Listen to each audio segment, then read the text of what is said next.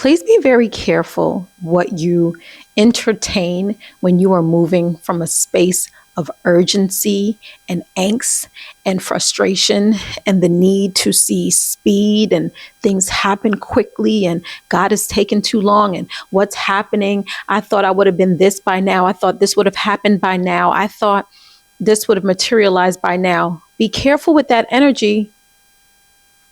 That desperate energy leads to destruction. When you become desperate, you begin to pick and choose any low-hanging fruit. Acts of desperation are grounded in lack. And the lack mindset means that you've made up your mind that something is missing, you want something is not fully activated in physical form. And so therefore, you got to move with a sense of urgency, but it's not a focus it's not a focus urgency. It's not deliberate, inspired action. It's let me hurry up and make something happen, because if I don't make this happen, then it's not going to happen. It's not going to come to fruition. And actually that energy leads to even more destruction. I want you to think about when, or a moment in time where you felt desperate to get somewhere, desperate to make a specific appointment, desperate to just fulfill something that was on your agenda. And I want you to just notice what the outcome was. I remember being desperate to get my hair done by someone. And because I wanted it done so quickly in that moment, just to get it over with, and, I wanted my hair braided, and it is what it is. It actually just came out horribly, not because the person was horrible or not because they are not good at what they do, but simply because my act of desperation caused me to sit in anyone's chair, and it allowed me to participate in a space where I was just accepting anything. No. We don't want to move with that energy. When you move with that energy, you call forth other things to you that are not even aligned with what you truly desire, because your desperate self has come to the forefront. Your desperate self has taken the lead, and because of that, now you are walking down a road of destruction. And when I say destruction, I'm not talking about major calamities where everything is falling apart in your life. I'm talking about not making sound decisions that are truly in line with your values, with your goals, with your wishes, with your dreams, with your principles, with what you know as your mode of operation. You have now defaulted to something else because you need it in that moment, and it needs to happen this way. And if it doesn't happen this way, then you're somehow delayed. And if you're delayed, then you're behind in life. And if you're behind in life, then you're a failure. And if you're a failure, look at everything that's going on and what's wrong, and the on and on and on stories that we tell ourselves, because there are stories. And just because you believe something to be true doesn't necessarily make it true. So be careful of not leading with desperate energy, because it leads to destruction. When you are desperate just to get into any school that will accept you for the higher learning program that you want to go for, then you do accept a subpar experience somewhere. When you are desperate to be in a relationship, then you somehow just accept subpar energy and you attract that. And so it feels like settling more than it feels like destiny or centering, where you are calling forth, okay, this is what truly belongs to me. This feels good. No, you're just finding a placeholder. That sort of energy leads to destruction, because again, you are simply picking any low-hanging fruit. So anything that's visible and anything that's available, you say, yes, I'll work with it. Yep, I got that. Yep, that'll work. And the more you say that without discernment, the more you say that without fact checking, the more you say that without clarity, the more you say that without a grounded spirit and energy, the more likely you are to run into error. And I don't want to water it down as though it's something as simple as a decision of going to get your hair done, or decision as just, what school you're going to apply to or what career you want to apply for.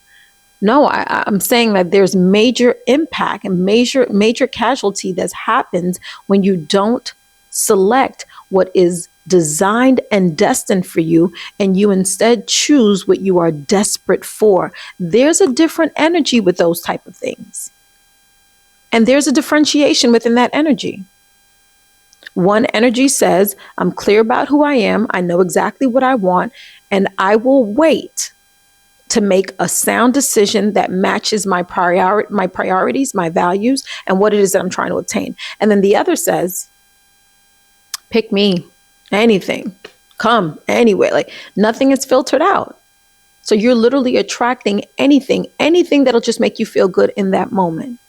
And we know anything that we desire, we're not looking for a quick dopamine fix. We're looking for destiny alignment. That's what we desire. At least that's what I hope you desire. That's what I desire. I can't speak for you, but I'm sharing this with you in hopes that you'll begin to pay attention to what you settle for, what you say yes to, what you immediately grab just for the sake of saying, I got it. Being desperate to get a vehicle because you don't want to be seen taking the bus or the train. And so now you're stuck with a car payment that's exceeds what you're willing or what you're capable of affording. Again, this is like no shame, right? These are just the realities in life and sometimes the ebbs and flows that we experience or that we find ourselves experiencing because we didn't take a moment to say, hold on a second, let me take a pause, let me take a beat, let me see if this is really in my best interest. Sometimes you just want to be selected, you want to be chosen, you want to feel like you're doing something and like you're moving about somewhere, like, oh, I did it. Yeah, but movement doesn't equate progress. Much like standing in a driveway doesn't make you a car, right? So think about what you are pulling towards you and what you're hooking and attracting towards you and what you're saying yes to and what you're selecting in life. Because again, you get to decide.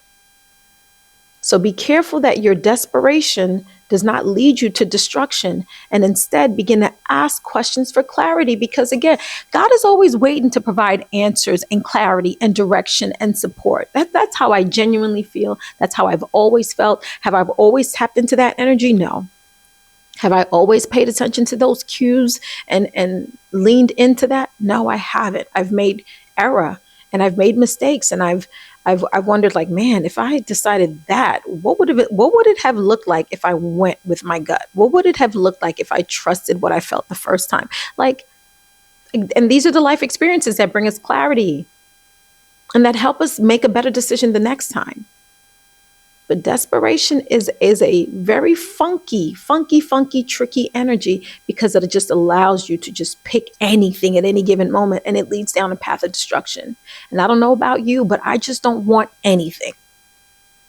You ever go into a store and you're looking for a specific brand of water or a specific beverage or a specific food, and sometimes the person behind the counter is like, well, this is all we got. How many of you all have been like, oh, if that's all you got, I'm out of here. I'm good. Thank you. Right? So be careful not to confuse urgency and movement and speed with alignment and destiny and purpose and truth and clarity. There are major distinctions. Before you say yes to something, see what your spirit says. See if it's saying yes. Yes as in fulfillment, okay. Yes as in, okay, we're moving in this direction, or is it the right now? Yes. Right? We got to be careful with that. So let's be deliberate about not allowing desperation to make decisions for us that lead towards destruction. It's okay to wait. It's okay to pivot. It's okay to get clear. It's okay to say that actually doesn't match what I envision. So I'm just going to let that go by and let the person who it matches go towards that. But you wait. And when I say wait, again, I'm not saying sit on your hands and watch planes fly by. No, I'm saying till the soil. Because the more in tune you are with yourself, the quicker you are to say that actually is not for me, or this is for me. Yep, I feel it. I know it. I want something like this. And the more you begin to become in tune with yourself, the sounder your decisions are, the clearer your decisions are, the quicker your decisions are. Success does love speed. And that speed comes from knowing thyself and being able to immediately identify what's in your greatest interest, what's in your highest and best good. So we are not just picking any low-hanging fruit off the tree. We're making sound decisions, and we are not allowing desperation of wanting something to happen in the moment to lead to destruction. I hope that little nugget helped and supported you. I am Demi Devati. Thank you for tuning in. My podcast is Hustlers and Hermits. If you have not yet listened, it's available on all streaming platforms. So just type in Hustlers plus hermits. Again, this is not the glorification of hustle culture. It's actually named after my parents. My dad was more like the hustler type energy, and my mom was more the hermit energy. And then they made me, who has a little bit of both. So check it out. The description, the link is in the description along with resources that are in the description. So just tap in if you feel led to. And thank you for tuning in. I appreciate it. I'll see you next time.